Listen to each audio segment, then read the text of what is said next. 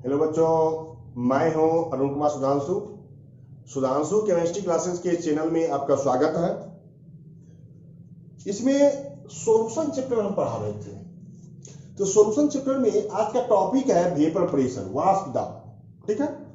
अब वाष्प दाब किसे कहते हैं, इसका हमको जानकारी प्राप्त करना। वाष्प दाब, तो वाष्प दाब समझने के लिए थोड़ा आज हम बता रहे हैं यहां से।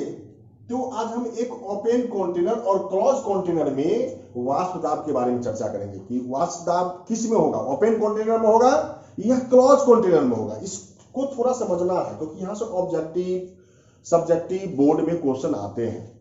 ठीक है। तो आइए हम यहां से एक ओपन कंटेनर ले लेंगे। देखो, ओपन कंटेनर, इसको हम लोग कहते हैं खुला पात्र। हिंदी में कहेंगे इसको खुला पात्र। देखिए, यहां पर हम एक ओपन कंटेनर लेते हैं, मतलब एक हमको पात्र है लेकिन ये कैसा है, ये ओपन है, मतलब खुला हुआ है। नहीं, अब इस ओपन कंटेनर में द्रव का बहुत सारा अणु है।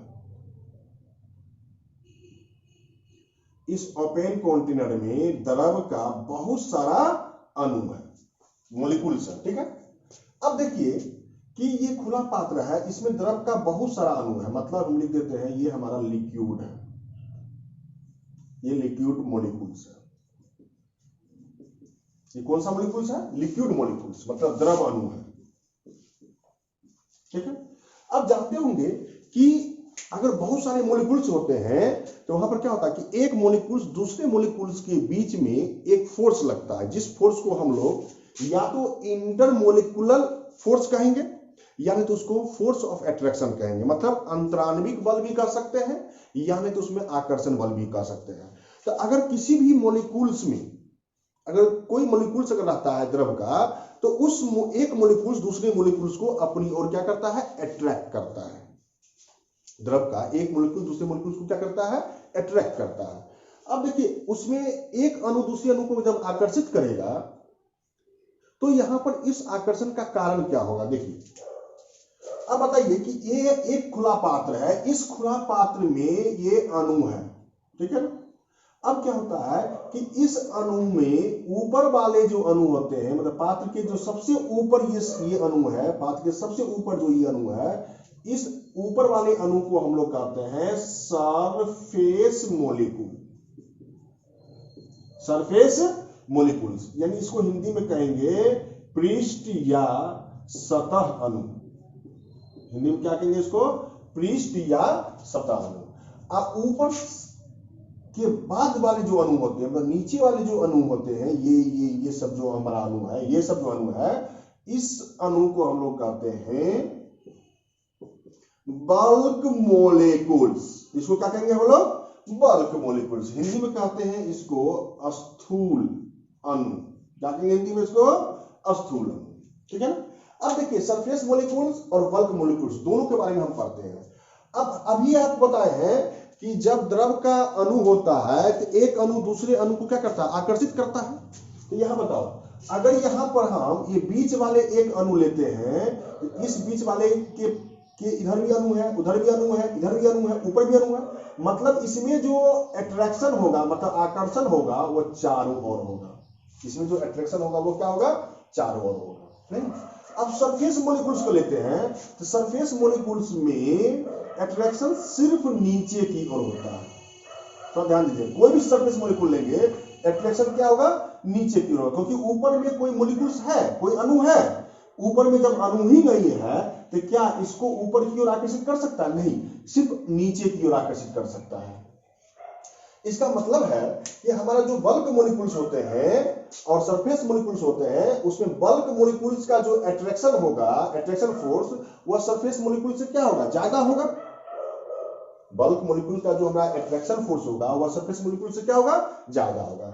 मतलब क्या होगा कि कोई भी अणु अगर मतलब अंदर वाले अणु होते हैं, उसका अट्रैक्शन ऑफ फोर्स जो होगा, यानी आकर्षण बल जो होगा, वो बहुत ज्यादा होगा। किससे, सरफेस मॉलिक्यूल से। ठीक है। अब बताओ कि इसमें इसका आकर्षण ज्यादा है। ठीक है ना, ये ज्यादा आकर्षित हो रहे हैं और ये थोड़ा कम आकर्षित हो रहे हैं। इसका मतलब है कि ये बीच वाले अणु की गतिज ऊर्जा इसकी गतिज ऊर्जा से कम होगा। क्योंकि इसका आकर्षण कम है, मतलब आकर्षित कम होते हैं, तो ये गति थोड़ा ज्यादा करेगा, और इसका आकर्षण ज्यादा है तो थोड़ा ये गति कम करेगा। इसका मतलब है कि सरफेस मॉलिक्यूल्स का जो ये ऊपर वाले जो अणु होते हैं उसकी गतिज ऊर्जा जो होगा वह बल्क मॉलिक्यूल से क्या होगा, अधिक होगा। मतलब सरफेस मॉलिक्यूल्स की जो गतिज ऊर्जा होगा वह बल्क मॉलिक्यूल्स की गतिज ऊर्जा से क्या होगा, अधिक होगा। नहीं, अब देखिए इसका गतिज ऊर्जा अधिक है, इसका मतलब क्या हुआ कि ये ज्यादा गति करना चाहेगा और नीचे वाला थोड़ा कम गति करना चाहेगा। अब ये ज्यादा गति करना चाहेगा तो इसको अगर गर्म करेंगे तो ये किधर की ओर, ऊपर की ओर भागना चाहेगा, नहीं, क्योंकि सरफेस मॉलिक्यूल्स जब गर्म होता है सरफेस मॉलिक्यूल्स ही हमारा इवेपोरेट होता है। सरफेस मॉलिक्यूल क्या होता है, इवेपोरेट होता है, मतलब वाष्पन होता है। सरफेस मॉलिक्यूल्स ही क्या होता है, वाष्पन होते हैं। बल्क मॉलिक्यूल्स कभी वाष्पन नहीं होते हैं। ठीक है, यहां से एक क्वेश्चन राइज कर सकता है कि सरफेस मॉलिक्यूल्स वाष्पन की क्रिया करते हैं क्यों। यहां से क्वेश्चन बोर्ड राइज कर सकता है कि सरफेस मॉलिक्यूल्स वाष्पन की क्रिया करते हैं जबकि बल्क मॉलिक्यूल्स वाष्पन की क्रिया नहीं करते हैं। ऐसा क्यों होता है, तो क्यों अभी बताए हैं कि बल्क मॉलिक्यूल्स में अट्रैक्शन फोर्स जो होगा वो अधिक होगा और सरफेस मॉलिक्यूल्स में अट्रैक्शन फोर्स थोड़ा कम होगा। अब इसका अट्रैक्शन फोर्स अधिक होने के, बल्क मॉलिक्यूल्स का अट्रैक्शन फोर्स अधिक होने के कारण, ठीक है ना, अधिक होने के कारण इसका काइनेटिक एनर्जी कम होगा और इसका काइनेटिक एनर्जी ज्यादा होगा। और इसका काइनेटिक एनर्जी ज्यादा होता है जिसके कारण ये क्या होता है, इवेपोरेट मतलब वाष्पन हो जाता है। क्या होता है, ये वाष्पन हो जाता है। ठीक है ना, तो हम यहां से एक एक पॉइंट लिखते हैं, थोड़ा ध्यान दीजिएगा। ठीक है, इस बात को थोड़ा ध्यान से समझिएगा, आप थोड़ा समझदार हैं। पहला बात है कि बल्क मॉलिक्यूल्स का अट्रैक्शन फोर्स ज्यादा होगा या सरफेस मॉलिक्यूल का अट्रैक्शन फोर्स ज्यादा होगा। तो बल्क मॉलिक्यूल्स का अट्रैक्शन फोर्स ज्यादा होगा और सरफेस मॉलिक्यूल्स का अट्रैक्शन फोर्स कम होगा। आपको यहां पर लिख देते हैं, ठीक है, यहां लिखते हैं बल्क मॉलिक्यूल्स का अट्रैक्शन फोर्स, ठीक है, इसको हिंदी में कहते हैं आकर्षण बल। ठीक है ना, बल्क मॉलिक्यूल का अट्रैक्शन फोर्स सरफेस मॉलिक्यूल्स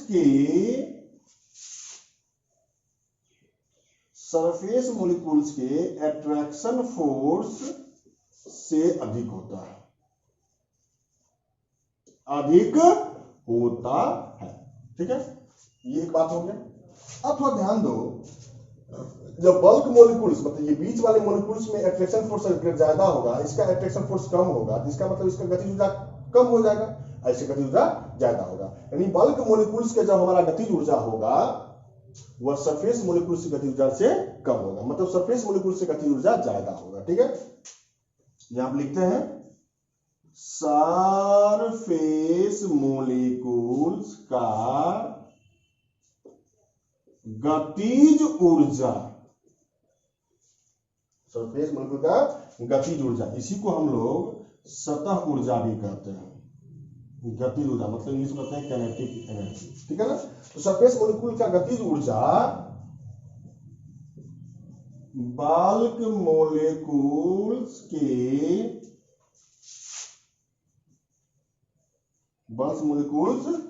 गतिज ऊर्जा से अधिक होता है।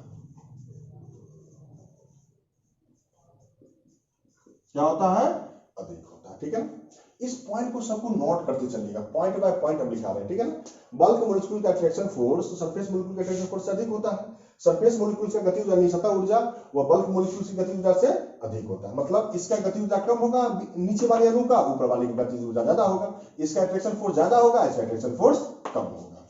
ठीक है, अब देखिए कि इस ओपन खुला पात्र में अगर ये बर्तन खुला हुआ है तो अगर बल्क मॉलिक्यूल्स है और सरफेस मॉलिक्यूल्स है, जब इसको हम लोग हीट करेंगे मतलब गर्म करेंगे तो सरफेस मॉलिक्यूल ही इवेपोरेट करेंगे मतलब वाष्पन करेंगे। सरफेस मॉलिक्यूल ही वाष्प बनाएगा, बल्क मॉलिक्यूल वाष्प नहीं बनाता है। कौन वाष्प बनाता है, ये हमारा जो सरफेस मॉलिक्यूल्स है यही वाष्प बनाएगा। और जब भी ये वाष्प बनाता है यानी वेपर होता है तो ये वेपर क्या होगा, उड़ जाएगा। क्योंकि ये तो बंद तो पात्र है नहीं, ये वेपर बाहर उड़ जाएगा। मतलब इसमें जो है, इसमें हमारा जो है ये वेपर वह एस्केप कर जाता है। ये वेपर हमारा क्या इसमें क्या कर जाता है, एस्केप कर जाएगा, मतलब उड़ जाएगा। एस्केप का हिंदी क्या होता है, उड़ जाना। तो वेपर एस्केप कर जाएगा मतलब उड़ जाएगा। जब भी वेपर उड़ जाएगा तो यहां पर क्या होगा कि इसमें जो द्रव होंगे उस द्रव का जो वेट होगा वह कम हो जाएगा, क्योंकि द्रव का जो द्रव्यमान है, पहले का द्रव्यमान, और जब ये वेपर बन के उड़ जाएगा तो क्या इसके द्रव्यमान में कमी आएगा, तो कमी आ जाएगा। इसका मतलब है कि ओपन कंटेनर में वेपर जो है वह प्रेशर का निर्माण नहीं करता है। ओपन कंटेनर में जो वेपर बनता है, मतलब वाष्पन के दौरान जो हमारा वेपर बनेगा, वाष्प बनेगा, वह प्रेशर का निर्माण नहीं करता है ओपन कंटेनर। क्यों? खुला है। जब इसको गर्म करेंगे तो सरफेस मॉलिक्यूल का वाष्पन होगा, तो ये वाष्प क्या होगा, ये उड़ जाएगा। जब ये वाष्प उड़ जाता है तो प्रेशर का कोई यहां पर चर्चा नहीं होगी कि ये वेपर प्रेशर लगाएगा ही। ओपन कंटेनर में वेपर प्रेशर का निर्माण नहीं होता। ये बात आप नोट कर लीजिएगा। यहां लिख देते हैं, एक एक पॉइंट आप नोट करते चलिएगा। यहां आप लिख देते हैं कि हमारा जो ओपन कंटेनर होगा, ठीक है ना, ओपन कंटेनर मतलब खुला पात्र। ओपन कंटेनर में द्रव वेपर का निर्माण नहीं करता, वेपर का निर्माण नहीं करता है, वेपर का निर्माण नहीं करता है। क्यों? वेपर का निर्माण नहीं कर, सॉरी, वेपर प्रेशर का निर्माण नहीं करता है। वेपर प्रेशर का निर्माण नहीं करेगा, ठीक है, क्योंकि वेपर एस्केप कर जाता है, उड़ जाता है। इस पॉइंट को आप नोट कर लीजिए, ठीक है। चलिए अब हम क्लोज कंटेनर की बात करते हैं।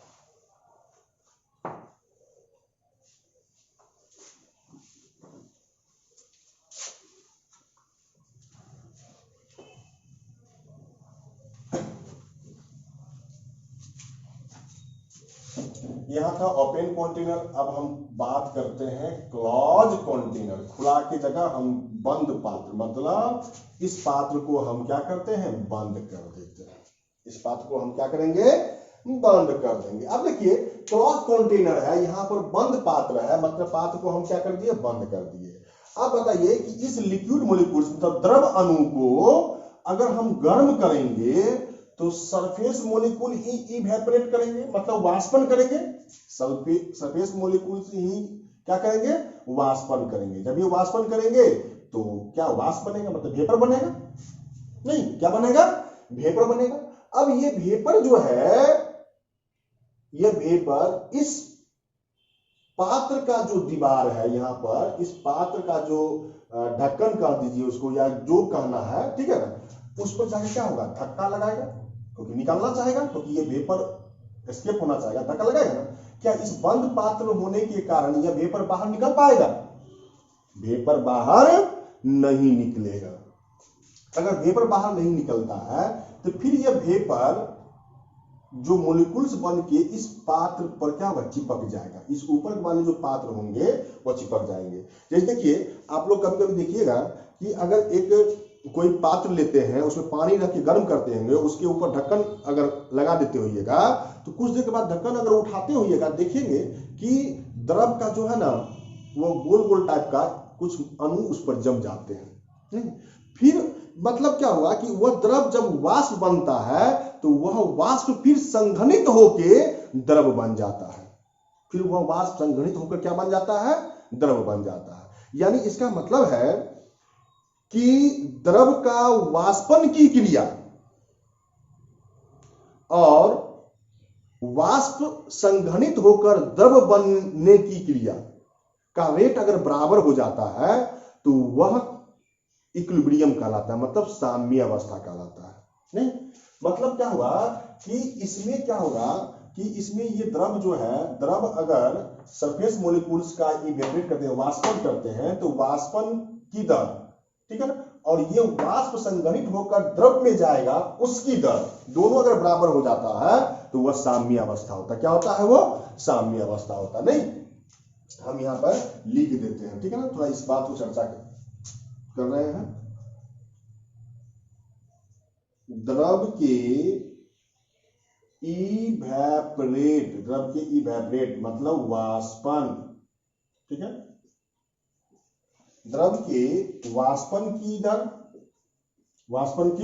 दर बराबर होता है वाष्प संघनित होकर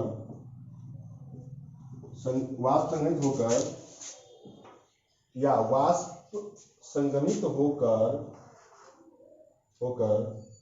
द्रव में परिवर्तित या द्रव में परिवर्तन की दर, देखो द्रव के वाष्पन की दर मतलब द्रव जो है वो वाष्प बनेगा उसकी दर, और फिर वो वाष्प संघनित होकर द्रव में परिवर्तन होगा उसकी दर क्या हो जाए, बराबर हो जाए। क्या हो जाए, बराबर हो जाए। तो इसे हम लोग क्या कहेंगे, इसको कहेंगे साम्य अवस्था। क्या कहेंगे इसको, साम्य अवस्था। इंग्लिश में कहते हैं इक्विलिब्रियम। क्या कहेंगे इसको, इक्विलिब्रियम, ठीक है। आप थोड़ा समझने की कोशिश कीजिएगा। जैसे ये हमारा एक बंद पात्र है, इस बंद पात्र में द्रव अणु है। इस द्रव अणु को क्या किए, गर्म किए, नहीं गर्म करेंगे तो सरफेस मोलिक्यूल क्या होगा, वाष्पन होगा। सरफेस मोलिक्यूल्स का क्या होगा, पृष्ठ या सतह का जो अणु होगा वो क्या करेगा, वाष्पन करेगा। तो वाष्पन करेगा तो वाष्प बनेगा। वही लीजिए कि द्रव की इवेपोरेट मतलब वाष्पन की दर मतलब जो द्रव वाष्प बनेगा उसकी दर, ठीक है ना। और वो वाष्प, क्योंकि पात्र तो बंद है, वो वाष्प फिर संघनित होकर मतलब ठंडा होकर द्रव में परिवर्तन होगा उसकी दर, दोनों क्या होना चाहिए, बराबर हो जाना चाहिए। तो यानी वह क्या कहलाता है, साम्य अवस्था। क्या कहलाता है वो, साम्य अवस्था, यानी इक्विलिब्रियम कहलाता है। क्या कहलाता है वो, इक्विलिब्रियम कहलाता है, ठीक है। यहां तक समझ गए। अब देखिए इक्विलिब्रियम कहलाएगा। अब ये बताइए ये बंद पात्र है तो क्या यह वेपर एस्केप मतलब ऊर्जा उड़ेगा, नहीं। वेपर कांट एस्केप मतलब वेपर कभी उड़ेगा नहीं। अब देखिए जब वेपर नहीं उड़ेगा तो ये वेपर यहां पर धक्का लगाएगा। ये धक्का किस दौरान लगाएगा, तो साम्य अवस्था के दौरान लगाएगा। यानी हम ऐसे कह सकते हैं कि दिए गए ताप पर, क्योंकि कोई ना कोई टेम्परेचर पर इसको गर्म करेंगे, तो हम इस तरह से कर सकते हैं कि अगर कोई द्रव का अणु है, उस अणु का कुछ ताप है, टेम्परेचर है, तो वह टेम्परेचर पर साम्य अवस्था में मतलब क्या कि द्रव के वाष्पन की दर और वाष्प संघनित द्रव में परिवर्तन की दर दोनों बराबर है। उस अवस्था में सरफेस मोलिक्यूल्स यानी लिक्विड का जो हमारा सरफेस होगा उसके ऊपर जो वेपर है और वो वेपर अगर दाब लगाता है तो वही दाब क्या कहलाता है, वेपर प्रेशर, वाष्प दाब कहलाता है। फिर समझिए वाष्प दाब की परिभाषा। ये द्रव है, इस द्रव को किसी टेम्परेचर पर तो हम गर्म करेंगे, तो वह टेम्परेचर मतलब ऐसे कहेंगे कि दिए गए टेम्परेचर पर मतलब जो टेम्परेचर हमारा दिया रहेगा उस टेम्परेचर पर जब ये साम्य अवस्था में रहेगा, मतलब साम्य अवस्था में रहने का मतलब क्या हुआ कि द्रव वाष्पन होता है उसकी दर और वाष्प संघनित होकर द्रव में परिवर्तन होता है उसकी दर दोनों बराबर होता है। तो उस अवस्था में मतलब हम उसको कह देंगे उस अवस्था मतलब साम्य अवस्था में जो टेम्परेचर दिया हुआ है उस टेम्परेचर में साम्य अवस्था में, ठीक है, साम्य अवस्था में सतह द्रव मतलब जो हमारा सरफेस लिक्विड होगा, सरफेस लिक्विड इस ये जो हमारा पृष्ठ अणु है उसके ऊपर जो ये वेपर है, इस वेपर के द्वारा जो इस पर दाब लगेगा वही हमारा क्या कहलाएगा, वाष्प दाब कहलाएगा। यानी V से वेपर, P से प्रेशर। वेपर प्रेशर का डिफिनेशन देखिए, यानी इसको डिफिनेशन लिखते हैं कि दिए गए ताप मतलब इसको शॉर्टकट में टेम्परेचर इंग्लिश में कहते हैं, दिए गए ताप पर साम्य अवस्था में, दिए गए ताप पर साम्य अवस्था में सरफेस लिक्विड, इसको हम कहते हैं सतह द्रव, ठीक है, सरफेस लिक्विड सतह द्रव या द्रव का सतह, द्रव की सतह के ऊपर, द्रव सतह दिए गए ताप टेम्परेचर पर साम्य अवस्था में सरफेस लिक्विड के ऊपर, सरफेस लिक्विड के ऊपर वेपर के द्वारा, वेपर के द्वारा लगाया गया दाब, लगाया गया दाब, बी से वेपर, पी से प्रेशर कहलाता है। एकदम सिंपल सा डिफिनेशन है, देखिए समझने की कोशिश कीजिएगा। और वेपर प्रेशर कब लगेगा? जब पात्र जो है बंद होगा तभी होगा। नहीं, यहां पर क्या किया, दिए गए ताप, दिए गए ताप मतलब क्या हुआ कि कुछ न कुछ द्रव को जब गर्म करेंगे तो उसका कुछ न कुछ ताप रहेगा, उस ताप पर यह साम्य अवस्था में होगा। साम्य अवस्था मतलब क्या हुआ कि उस ताप पर द्रव जो है वाष्प में कन्वर्ट हो रहा है और यही वाष्प संग्रहित होकर द्रव में कन्वर्ट हो रहा है। इसकी दर क्या होना चाहिए? बराबर होना चाहिए। उस अवस्था में मतलब साम्य अवस्था पर जो ताप दिया हुआ है उस ताप पर साम्य अवस्था में सरफेस लिक्विड, मतलब ये जो हमारा द्रव का सतह तो ऊपर वाले हैं, ये द्रव के सतह हुआ, द्रव के सतह के ऊपर ये सब क्या है? वाष्प है। द्रव के सतह के ऊपर ये सब वाष्प है और ये वाष्प यहां पर दाब लगाता है, नहीं क्योंकि इसको निकलने के लिए तो कुछ टकराएगा, इस दीवार से टकराएगा तो धक्का लगेगा, दाब लगेगा, नहीं तो उसी दाब को हम लोग क्या कहते हैं? वेपर प्रेशर कहते हैं। क्या कहते हैं उसको? वेपर प्रेशर कहते हैं। ठीक है, तो यहां तक वेपर प्रेशर का डेफिनेशन लिख लीजिए। चलिए, वेपर प्रेशर समझ गए होंगे। वेपर प्रेशर हमेशा किसमें होता है बाबू? क्लोज कंटेनर में। ओपन कंटेनर में वेपर प्रेशर का निर्माण नहीं होता। क्यों? क्योंकि ओपन कंटेनर में वेपर एस्केप कर जाता है, लेकिन क्लोज कंटेनर में वेपर यानी वाष्प जो है वह एस्केप मतलब उड़ेगा नहीं। तो यानी हम यहां से वेपर प्रेशर का डेफिनेशन निकाल लिए, फिर आगे बढ़ते हैं। निकाल लिए,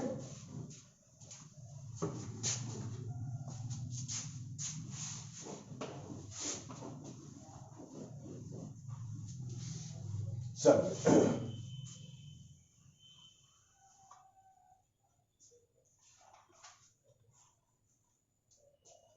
अब देखिए वाष्प दाब को प्रभावित करने वाले कारक कौन कौन से होंगे, इसकी चर्चा करना है। वाष्प दाब को प्रभावित करने वाले कारक यानी फैक्टर इफेक्टिंग, ठीक है ना, factor affecting.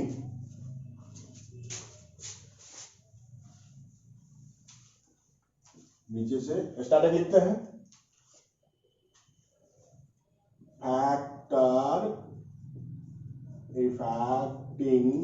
Factor effecting of vapour pressure. इसको हिंदी में कहेंगे वाष्प दाब को प्रभावित करने वाले कारक। स्टार्टिंग लिखिएगा, वाष्प दाब को प्रभावित करने वाले कारक निम्न है। हम ऐसे लिख देंगे, वाष्प दाब को प्रभावित करने वाले कारक क्या है? निम्न है। लिख देते हैं, वाष्प दाब को प्रभावित करने वाले कारक निम्न है। वाष्प दाब को प्रभावित करने वाले कारक क्या है? निम्न है, मतलब जो है। तो पहला कौन होगा? वाष्प दाब को प्रभावित करने वाले कारक कौन होगा?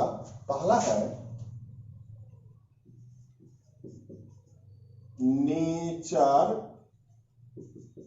नेचर ऑफ लिक्विड, यानी द्रव की प्रकृति। ठीक है, वाष्प को प्रभावित करने वाले कारक कौन कौन सा है? तो पहला है नेचर ऑफ लिक्विड, मतलब द्रव की प्रकृति, यानी वाष्प दाब को प्रभावित करने वाले कारक पहला है द्रव की प्रकृति। ठीक है, अब देखिए द्रव की प्रकृति कैसे वाष्प दाब को प्रभावित करेगा, इसके बारे में हम जानते हैं। देखिए, अब जानते हैं कि किसी भी द्रव का जो अणु होता है तो एक अणु दूसरे अणु के बीच एक अट्रैक्शन फोर्स लगाता है, मतलब आकर्षण बल लगाता है। ये तो आप जानते हैं कि एक अणु दूसरे अणु के बीच आकर्षण बल लगाता है। अब देखिए जितना ज्यादा आकर्षण बल होगा, ठीक है ना, उतना ही कम उसमें वेपर प्रेशर बनेगा। जितना ज्यादा आकर्षण बल होगा उतना ही कम उसमें वेपर प्रेशर बनेगा, ठीक है ना। अब देखिए कैसे, तो जितना ज्यादा एक अणु दूसरे अणु के बीच आकर्षण बल लगेगा तो उस अणु को वेपर में कन्वर्ट करने के लिए उतना ज्यादा टेम्परेचर देना पड़ेगा उस बॉन्ड को तोड़ने के लिए, ब्रेक करने के लिए। तो जितना ज्यादा अगर टेम्परेचर अगर हम देते हैं तो इसका मतलब है कि उतना देरी से वेपर प्रेशर बनेगा। तो यानी द्रव की प्रकृति पर निर्भर करेगा। हम ऐसे कहेंगे कि किसी भी द्रव का वाष्प दाब उसके प्रकृति अर्थात उसके अंतराण्विक बल या आकर्षण बल पर निर्भर करता है। नहीं, किसके बल पर निर्भर करता है? उसके अंतराण्विक बल या अणुओं के बीच आकर्षण बल होता है उस पर निर्भर करता है। कैसे? तो हम लिख देते हैं यहां पे, थोड़ा ध्यान दीजिएगा। द्रव का वेपर प्रेशर उसके प्रकृति या इंग्लिश में कहते हैं इसको इंटरमोलेकुलर फोर्स, अंतराण्विक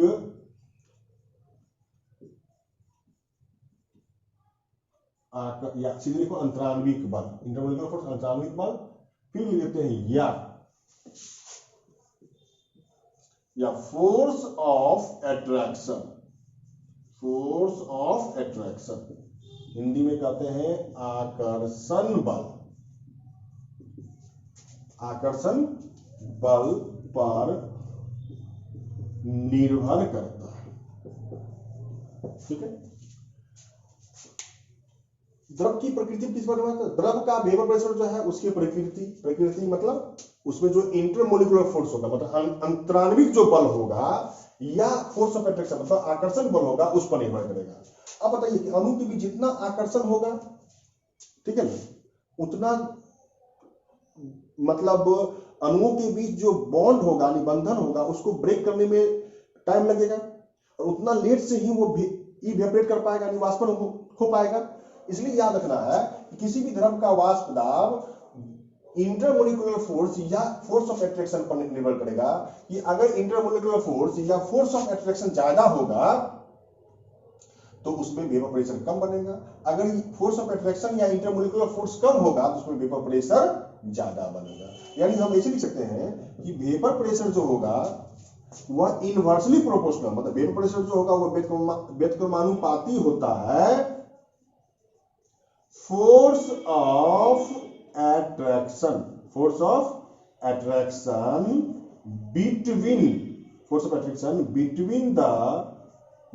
टू मोलिक्यूल्स,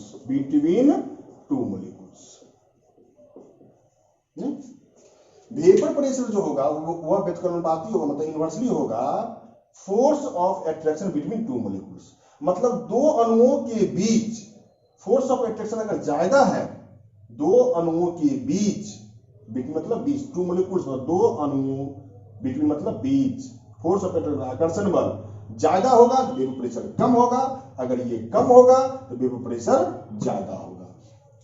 इस पॉइंट को आप लोग लिख लीजिएगा। एग्जांपल के लिए आपको हम बताते हैं, थोड़ा ध्यान दीजिएगा। फॉर एग्जांपल, ठीक है, फॉर एग्जांपल उदाहरण के लिए यहां पर हम एक H2O और C2H5OH है, यानी ये आपका वाटर है और ये हमारा इथेनॉल है, ठीक है, ये क्या है?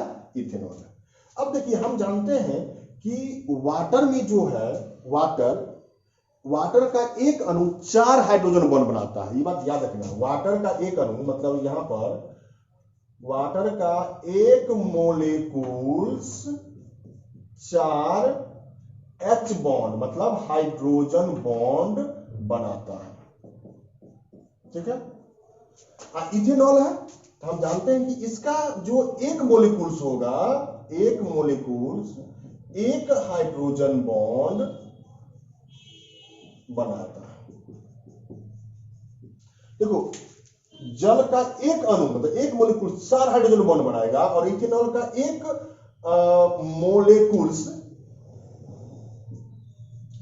मोलिक्यूल्स एक हाइड्रोजन बॉन्ड बनाता है।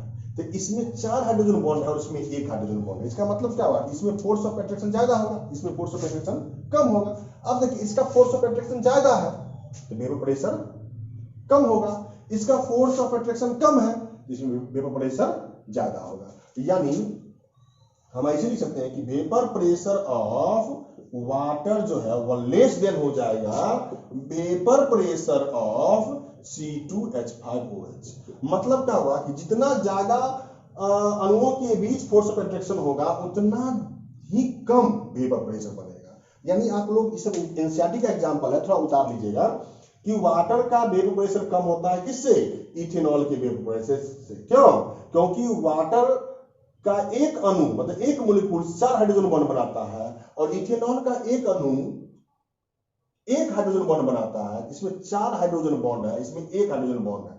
मतलब क्या हुआ कि इसमें 4 बॉन्ड है, 4 बंधन है, इसमें एक ही बंधन है। तो बताओ इसमें ज्यादा फोर्स ऑफ अट्रैक्शन होगा और इसमें कम फोर्स ऑफ अट्रैक्शन होगा।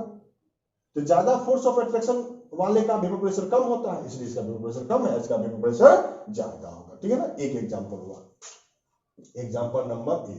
ठीक है ना, और भी हम एग्जांपल देते हैं, थोड़ा ध्यान से देखिएगा और अच्छा समझ जाइए। इसको मिटा दें, उतार लीजिएगा। ठीक है ना,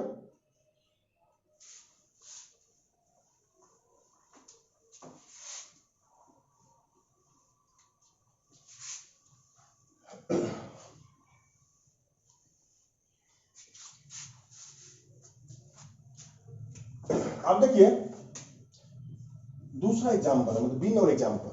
जैसे हमको यहाँ पे C2H5OH इसका नाम होता है इथेनॉल या इथाइल अल्कोहल।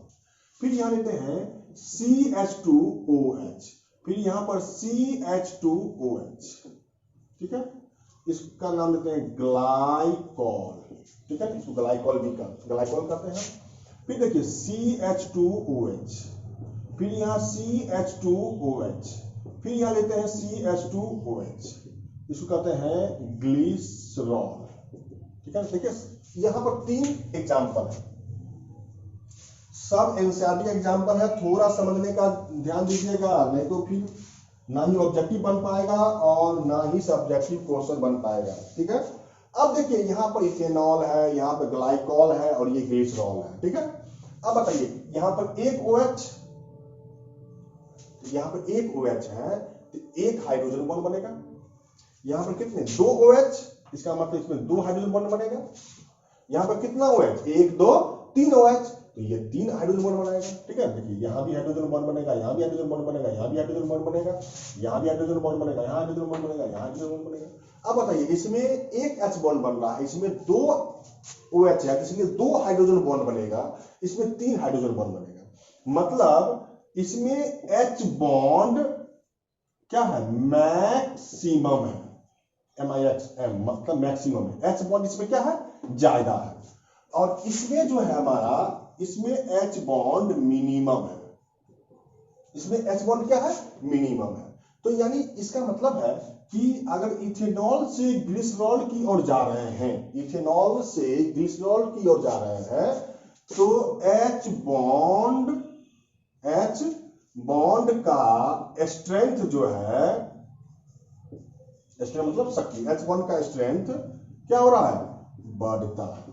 अब बताइए इससे ज्यादा इसमें H बॉन्ड है, इससे ज्यादा इसमें H बॉन्ड है, तो H बॉन्ड मतलब क्या हुआ कि जैसे ही H बॉन्ड मजबूत होते जाएगा तो इसका मतलब उसमें अट्रैक्शन फोर्स मतलब आकर्षण बल जो होगा वो अधिक होते जाएगा, और जैसे ही अट्रैक्शन फोर्स अधिक होते जाएगा तो वेपर प्रेशर कमते जाएगा मतलब घटते जाएगा। तो यहां से अगर देखा जाए तो vapour pressure of ethanol, vapour pressure of ethanol मतलब C2H5OH ज्यादा होगा, मतलब vapour pressure of ethanol C2H5 का वेपर प्रेशर ज्यादा होगा।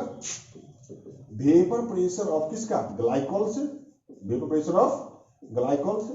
अब वेपर प्रेशर ग्लाइकॉल ज्यादा होगा किससे, तो वेपर प्रेशर ऑफ ग्लिसरॉल से। मतलब यहाँ पर 3 एग्जाम्पल है, तीनों में सबसे कम वेपर प्रेशर किसका होगा? तो ग्लिसरॉल का होगा। सबसे कम वेपर प्रेशर किसका होगा? ग्लिसरॉल का होगा। ठीक है, चलिए एक और हम एग्जाम्पल देते हैं इसमें, मिटा दें, उतारते चलिएगा सब।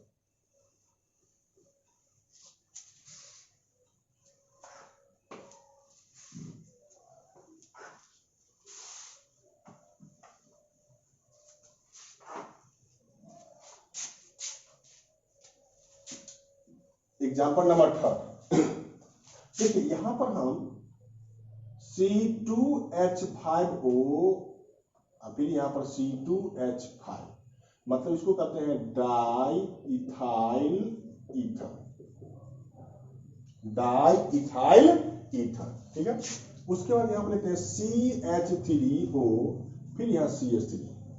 ठीक है, इसको हम लोग कहते हैं एसीटोन। क्या कहते हैं? एसीटोन। फिर यहां पर लेते हैं C2H5OH, इसको कहते हैं इथेनॉल। और फिर यहां पर लेते हैं H2O, मतलब वाटर। अब थोड़ा ध्यान दीजिएगा, आप जानते हैं कि वाटर 4 H बॉन्ड, वाटर का एक मोलिक्यूल कितने H बॉन्ड बनाता है? 4 हाइड्रोजन बॉन्ड बनाएगा, और ये एक हाइड्रोजन बॉन्ड बनाएगा। इसका मतलब है कि इथेनॉल और वाटर में वाटर का H बॉन्ड ज्यादा होगा, इसका H बॉन्ड कम होगा। अब देखिए इसमें तो OH है नहीं, इसमें भी OH है नहीं, इसका मतलब हुआ कि इस दोनों का H बॉन्ड का जो हमारा स्ट्रेंथ होगा, मतलब शक्ति होगा, वह कम होगा। ठीक है ना, तो सबसे कम किसका होगा? डाई ईथर ईथर का जो है, डाई इथाइल ईथर का H बॉन्ड सबसे कम स्ट्रेंथ होगा। नहीं, तो यानी इस यहां पर देखिए, यहां पर vapour pressure of di ethyl ether ज्यादा होगा, यानी हम इतना लंबा कहां लिख देते हैं, vapour pressure, strength of vapour pressure, STREN, strength of vapour pressure, vapour pressure की शक्ति। तो वेपर प्रेशर की शक्ति होगा, तो यहां पर डाई इथाइल का वेपर प्रेशर ज्यादा होगा, किससे? एसीटोन से। एसीटोन का वेपर प्रेशर ज्यादा होगा, किससे? इथेनॉल से। और इथेनॉल से जो वेपर प्रेशर ज्यादा होगा, किससे? वाटर से। इस तरह से हम वेपर प्रेशर पढ़ते हैं। तो द्रव की प्रकृति पर भी वेपर प्रेशर प्रभावित होता है। जिसकी प्रकृति में अंतरानुज आकर्षण बल ज्यादा होगा, उसका वेपर प्रेशर कम होगा, क्योंकि वेपर प्रेशर इनवर्सली प्रोपोर्शनल होता है। किसका? तो फोर्स ऑफ अट्रैक्शन का। ठीक है ना, मिटा देते हैं। आइए, दूसरा प्रभावित करने वाला है टेम्परेचर। दूसरा प्रभावित करने वाला है टेम्परेचर।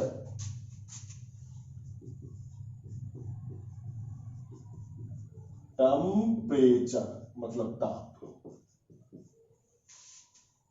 ठीक है, दूसरा कौन प्रभावित करने वाला है? टेम्परेचर, ताप। आप जानते हैं कि कोई भी द्रव है, उस द्रव को जितना टेम्परेचर देंगे, उसमें उपस्थित अणु की गति उतना ही बढ़ जाएगा। नहीं, जब ये गति उतना ही बढ़ेगा तो उसमें गति ऊर्जा भी बढ़ जाएगा, यानी गति ऊर्जा बढ़ेगा तो वाष्पन की क्रिया भी बढ़ जाएगा, और जब ये वाष्पन की क्रिया बढ़ जाएगा तो वाष्प बनने की टेंडेंसी भी बढ़ जाएगा। यानी इसका मतलब है कि किसी भी द्रव में टेम्परेचर बढ़ाने से वाष्प दाब बढ़ जाता है। क्यों? क्योंकि टेम्परेचर बढ़ाने से अणुओं की गतिज ऊर्जा में वृद्धि हो जाती है। अणुओं की गति ऊर्जा में क्या हो जाती है? वृद्धि हो जाती है। नहीं, जब अणु की गति ऊर्जा में वृद्धि हो जाएगी तो जितना ज्यादा वृद्धि होगा वो उतना ज्यादा इवेपोरेट करेगा, यानी वाष्पन होगा, और उतना ही ज्यादा वेपर प्रेशर में वृद्धि होगी। तो आप सीधे लिखिएगा, द्रव का टेम्परेचर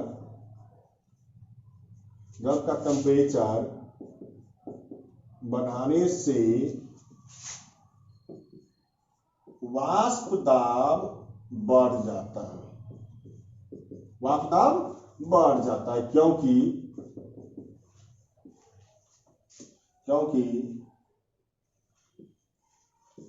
टेम्परेचर बढ़ाने से टेम्परेचर बढ़ाने से, क्योंकि टेम्परेचर बढ़ाने से द्रव अणुओं की गतिज ऊर्जा बढ़ जाती है, द्रव अणुओं की गतिज ऊर्जा बढ़ जाती है, द्रव ऊर्जा बढ़ जाती है, जिससे वाष्पन की